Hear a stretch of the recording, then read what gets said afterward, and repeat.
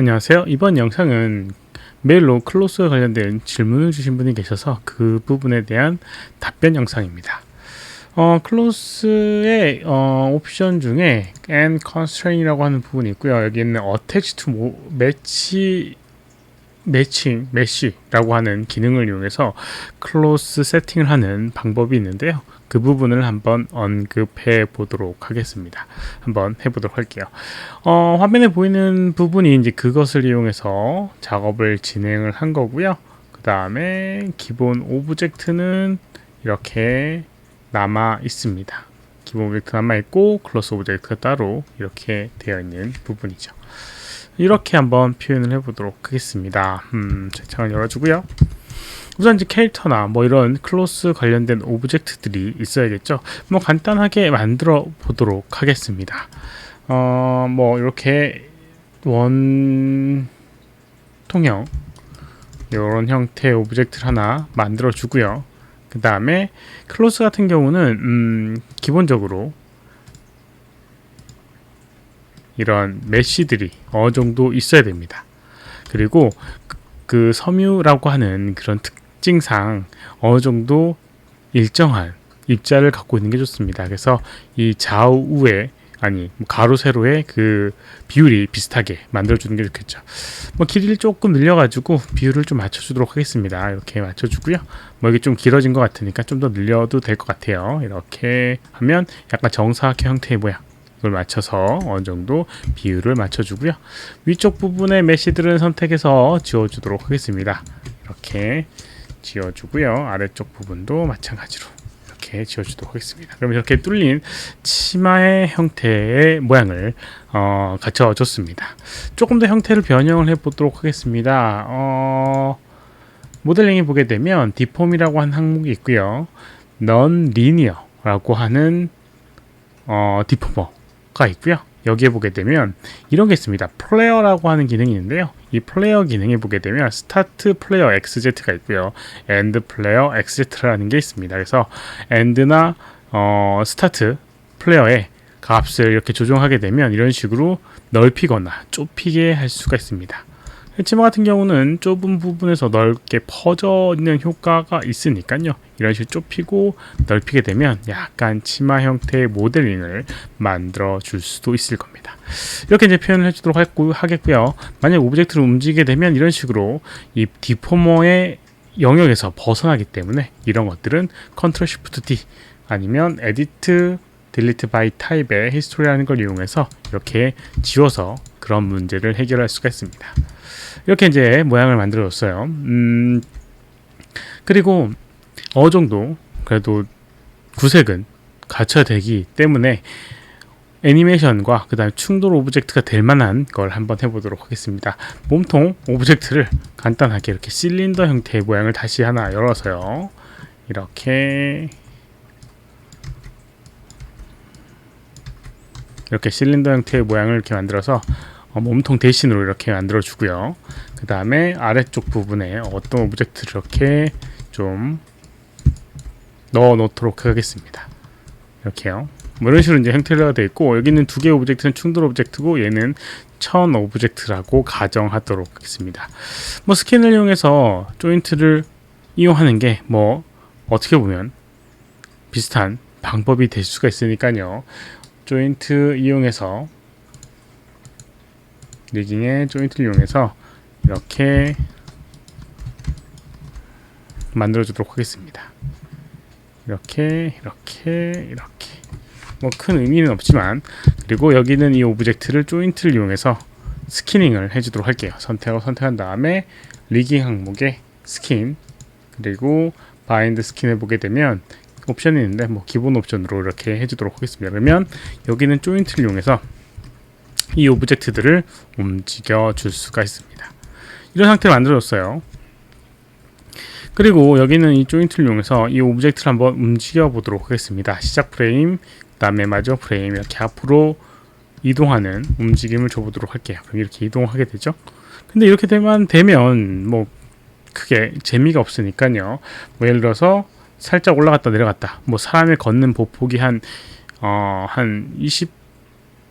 20프레임 정도 20에서 30프레임 정도의 그런 그 타이밍을 갖게 되는데, 마찬가지 방법을 이용해서 이 중간중간에 키를 24, 48, 그 다음에 72 이런 식으로 중간중간에 키를 주도록 하겠습니다. 이렇게 키를 주고요.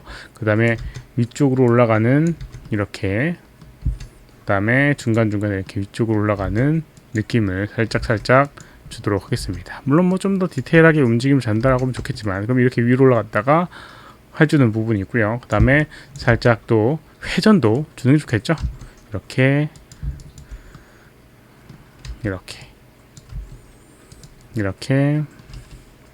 원래는 이제 특정 방향으로 이렇게 계속 회전을 하는 부분이 아니니까 뭐 번갈아 가면서 회전하겠지만, 이런 식으로 이제 움직임을 주게 되면 앞목에 약간 좌우로 움직이는 그런 느낌을 줄 수가 있습니다. 그리고 여기서는 반대로, 여기는 이쪽으로 회전을 했으니까요, 여기는 반대로 이렇게 회전을 시켜주도록 하겠습니다.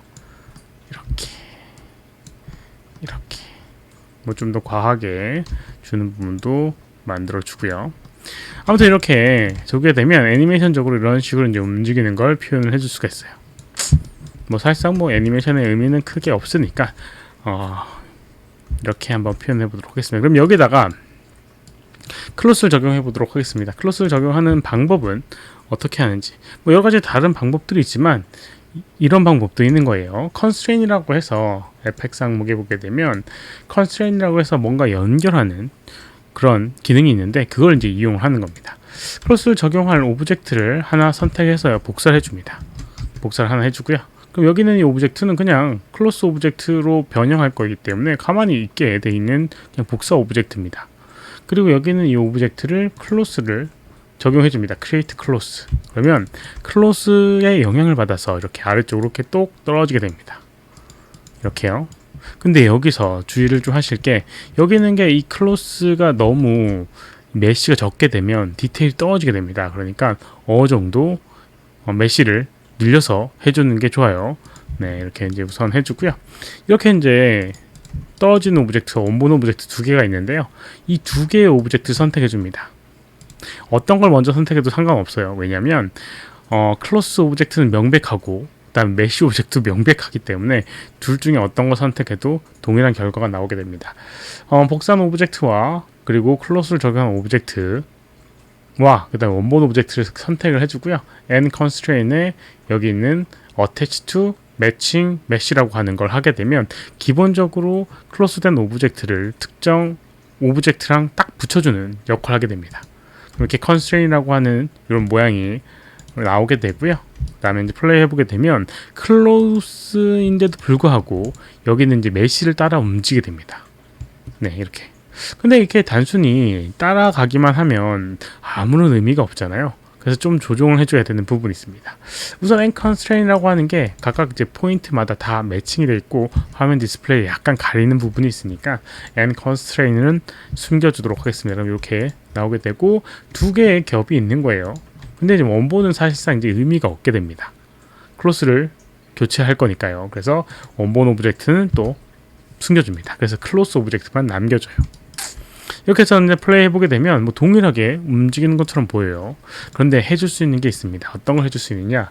여기 있는 숨겨놨던 end constraint이라고 하는 이 클로스 오브젝트랑 원본 오브젝트랑 연결해준 그 힘의 세기를 웨이트 값이라고 해서 페인트를 이용한 웨이트 값을 변형을 해줄 수가 있습니다. 어떻게 해줄 수 있느냐? 오브젝트를 선택을 하고요. 그 다음에 end constraint, 그다음 밑에 보게 되면 map이라고 하는 부분이 있고요. paint property by vertex map, 그 다음에 뭐 동일하게 paint property by texture map이라고 하는 부분이 있는데, 이거는 버텍스 기반이냐 아니면 이미지 형식 기반이냐 두 개의 차이입니다. 동일한 기능이라고 생각하시면 돼요. 이 중에서 이제 스트렝스라고 하는 부분을 어떻게 할지에 대한 걸 적용해 줍니다. 스트렝스는 실제로 여기 있는 이 constraint이라고 하는 거 선택해 보게 되면 나오는 여기 constraint, density, range라고 하는 부분이 있고, 여기 strength, 그 다음에 뭐 glue라고 하는 부분이 있죠. 여기에 마찬가지로 이렇게 맵의 strength, glue, 그 다음에 weight라고 하는 세 가지의 속성을 맵을 이용해서 컨트롤할 수가 있는 거죠. 오브젝트 선택을 하고요. 마찬가지 and constraint map strength 하게 되면 이런 식으로 하얀색으로 색깔이 나오는 걸 확인할 수가 있습니다.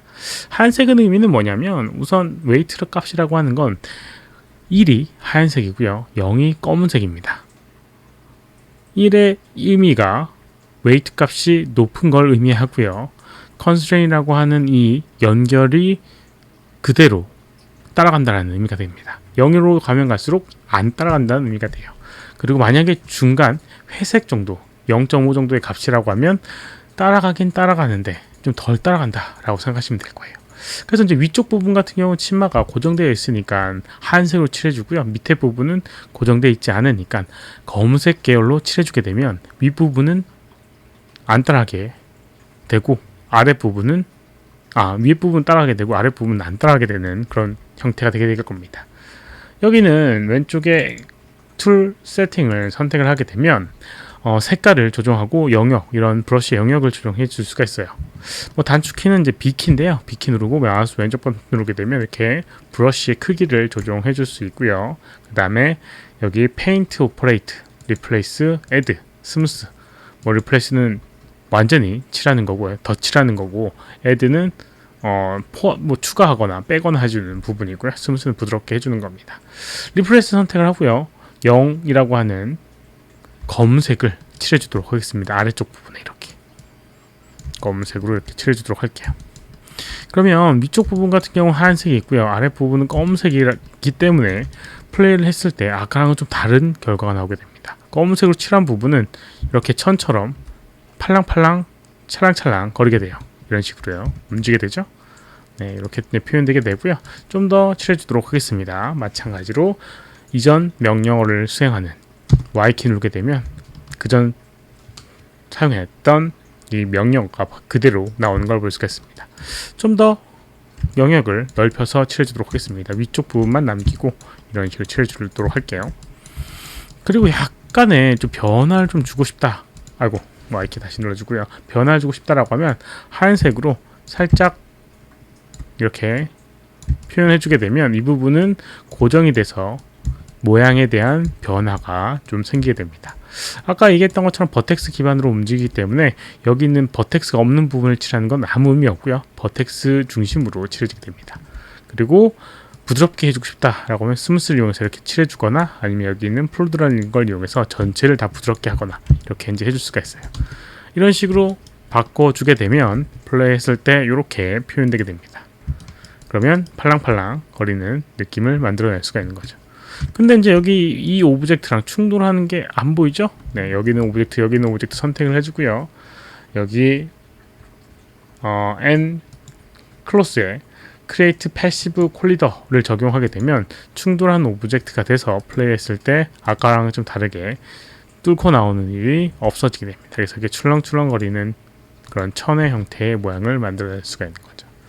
이렇게 사용할 수 있는 게 이 N Constraint이라고 하는 메뉴에 Attach to Matching Mesh라고 하는 기능을 이용해서 어떤 오브젝트를 클로스 오브젝트로 만들어주는 그런 부분이었습니다.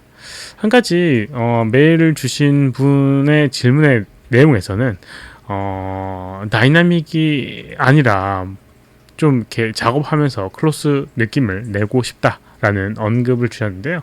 실제로 이런 다이나믹이라고 하는 걸 사용하게 되면 최종적으로 완성이 되고 나서 작업을 하는 게 맞고요.